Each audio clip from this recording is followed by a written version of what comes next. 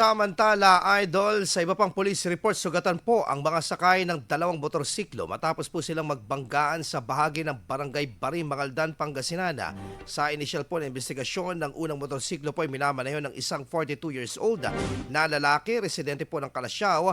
Ang ikalawang motor naman ay minamaneho ng isang babae kasama ang backride nito at pa ang mga residente po ng bayan ng Mangaldan. Sa panayam po ng IFM News Dagupan kay Mangaldan Police Station Deputy Chief of Police, Police Captain Vicente Abrazaldo Jr., inilahad po nito ang naging sanhi po ng disgrasya.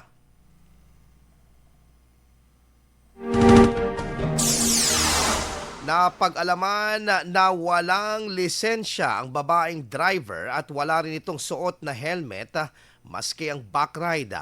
Parang sugatan po ang tatlo bagamat napuruan umano ng ang walang helmet.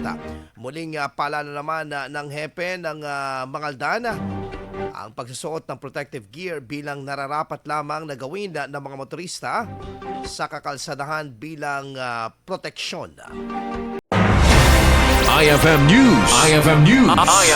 IFM.